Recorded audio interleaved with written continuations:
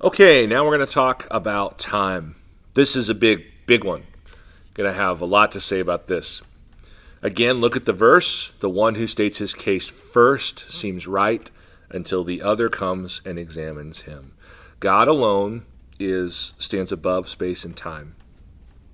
Every other person has constraints to their capacity to receive information. And that means we receive information in kind of packets. I thought of it this way. Some of y'all are going crazy for puzzles during this lockdown. I don't get that at all. But good for you. I'm glad you're doing puzzles. I respect it. I just don't feel it at all. So let's imagine we enrolled you in a puzzle of the month club. But here's the key. Every day you got a little Ziploc baggie in the mail with pieces. Okay? And you won't have all the pieces until the end of the month. You'll have some pieces at the beginning of the month, and you'll have more pieces the next day, and so on and so forth. Now, that sounds like torture to me. I imagine that some of you who really like puzzles would think, well, that's interesting. Tell me more. Tell me more about this puzzle torture. Anyway, the idea is that's more like how we receive information. We receive information in packets. It doesn't all come immediately. Some of you are old enough to remember when the internet was dial-up, and you remember 14.4K modem, and you remember like you would click on something on the internet, which was probably AOL or CompuServe, and you clicked on it, and then like a line of a picture would come, and then a few seconds later another line of the picture would come, and slowly but surely on the screen this image fills in line after line after line. That's how we receive information. That's why Proverbs 18:13 says, if one gives an answer before he hears, it is his folly and his shame. So this notion that we are trapped, we are caught up in by our own mortality, we are dependent on time, and that time does not distribute the information we need to know things in equal fashion. It doesn't always even distribute it in coherent fashion. Like, go back to your puzzle of the month club. What if the pieces I sent you are genuinely random pieces of that puzzle, and none of them may fit together? What if, like, the first day of the week you get the puzzle pieces and none of them fit together, and then the next day maybe only 3 pieces between the first 2 days fit together? It's not always that information doesn't always come to us in coherent packages. It doesn't always come to us in pieces that are assembled or ready to be assembled. Sometimes there's a significant time delay between when we first start receiving information and when we're actually able to know for sure the reality of a particular situation. That's where we are with this COVID situation, and it's just surprising to me to see how that is not being discussed or acknowledged. For instance, the notion that we could have any clarity about what the death rate was of this virus before we knew some sense of total infection, that's just actually impossible to do. You can't have you can't have a death rate without a denominator. You can't have a sense of how many people does this disease kill until you know how many people have the disease to begin with. But in that particular instance, the death information came in before the infection information. So it's like exactly the opposite of the way you'd want it to come in. But that's the way it's always going to come in with a disease. So we're not going to know how many people have it for quite some time. But we are going to know who dies from it because we're going to be able to test those people. And so the death rate, the percentage that people are using, well, it's like, okay, I understand why you would want to give me some information as to how likely it is that I might die if I catch this. I get it. But could you please underline over and over again that this is a wild guess because you don't know how many people actually have it, and because you don't know how many people actually have it, you don't know how many people what percentage of people are likely to die. So there's another piece of that. So, for instance, we're beginning to ease out of the lockdown. Fair enough. Now, we're also amping up testing. And there are some mathematical ways we can account for some of this. And I would encourage you guys to just text me if I'm missing something here. But what's very possible to happen is that if you are pro lifting the lockdown, then you're going to argue that when we see increased infections in the next few days, you're going to say that's not because of the lockdown is lifted. That's just because we're testing more. Makes sense? And then there are people who are anti-lifting the lockdown, and when the infection rates go up, they're going to say that's because we lifted the lockdown too soon. Well, you can't actually know. Neither side can actually know. Neither side can comment on that in any kind of exhaustive way. We just don't have the data we need. So what we're seeing in this moment is the reason why we should be intellectually humble. So we are actually really still, as human beings, we don't operate on anything close to broadband. We are way much more like that 14.4K modem where we're like, it's going to take you 10 minutes to look at a picture your grandma sent you. We are way, way, way dependent on time to understand things. So quick decisions are sometimes necessary. We'll talk about that in a moment. But quick decisions are not usually ideal. So that's one thing about time. The second thing about time is that we just need to make sure that we're not incentivizing our leaders, and that means including the leaders of our homes, the leaders of our churches, the leaders of our cities, and so forth. We're not incentivizing them to pretend that they are God. And the way we would do that is we would have a tendency to elevate leaders who praise leaders who make early decisions, get frustrated with leaders who take long to make decisions, but even worse than those two would be this tendency to punish leaders who change their course after receiving new information.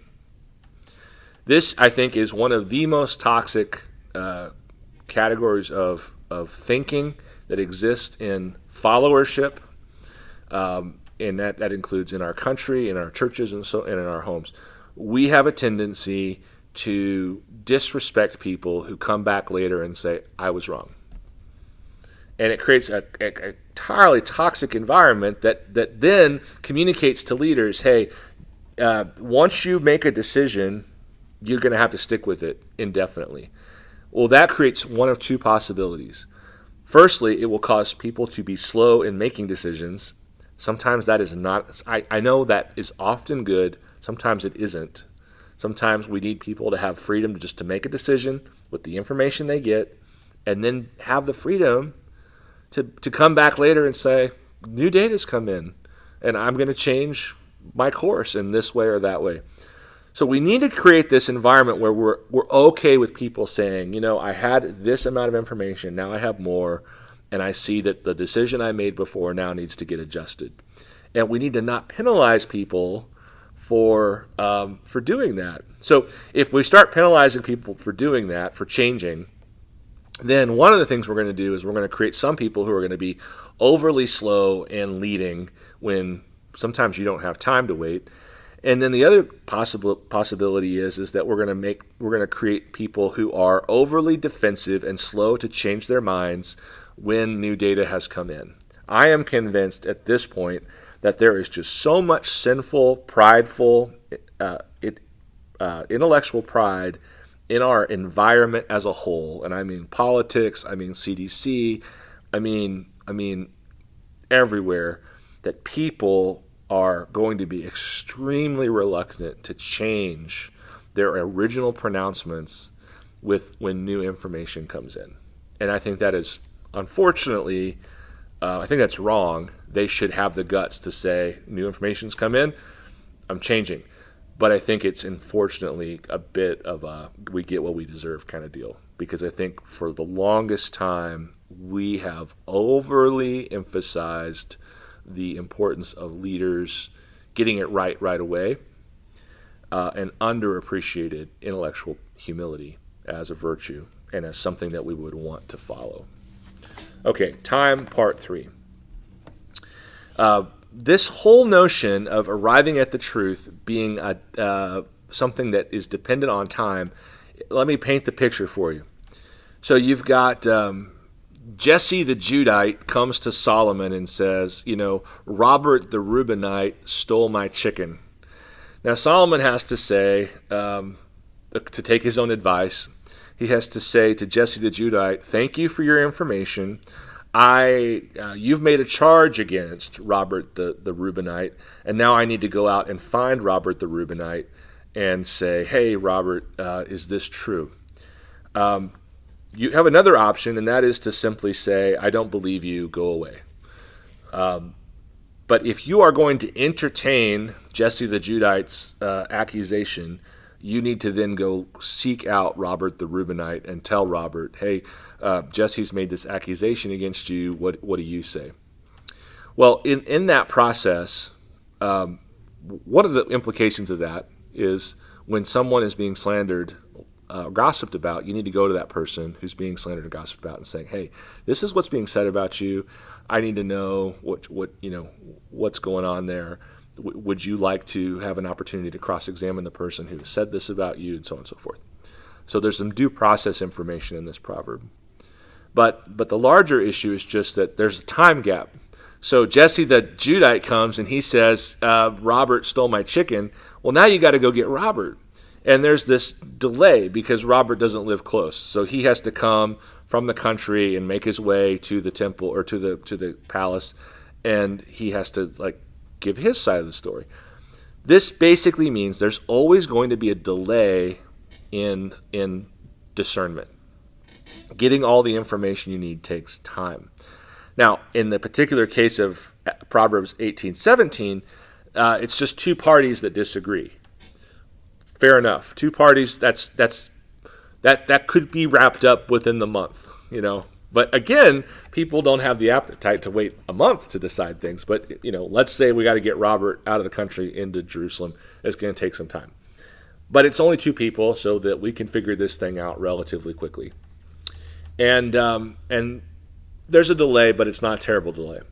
Well, let's suppose there are 24 people that all disagree with each other, and that the case isn't involving Robert the Reubenite and Jesse the Judite, but it's involving 24 individuals who all have grievances with one another, and that all of their stories have to be heard and sorted out and cross-examined and weighed.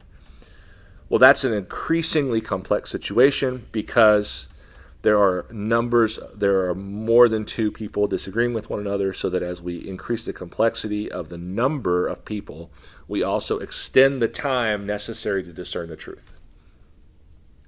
And extending the time necessary to discern the truth means the delay is longer. I've got to listen to more information, and I might not ever be able, because I have a pretty impressive, humans have a pretty impressive computer, but it's limited. We might not ever be able to discern every truth.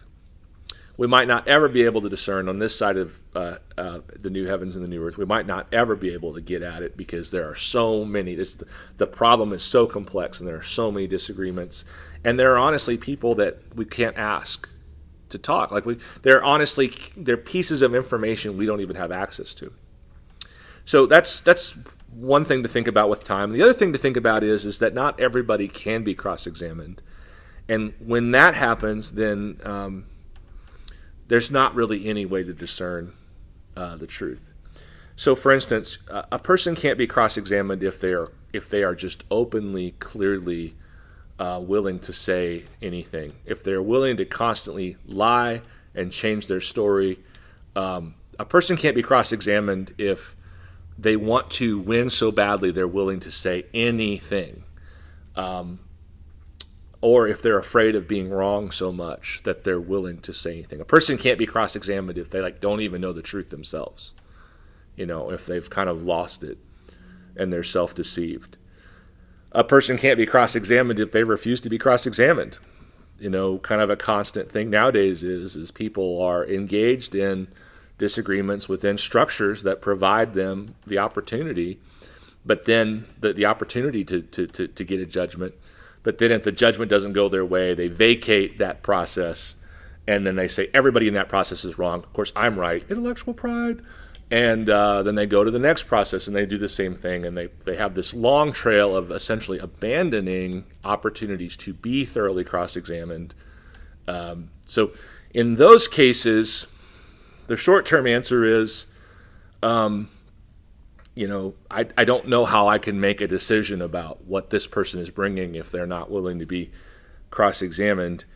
I'm just going to have to wait and see, just going to have to let time play out and see what happens. And then, of course, the ultimate promise with this issue of delay is that there are lots of questions that Jesus alone will have to clear up in his time. He might do that through providence. Sometimes time will tell, time will show the deeper stuff going on. But ultimately, as Jesus says in Matthew, I tell you, the day of judgment, people will give an account for every word they say. And sometimes that's the only answer to the time problem.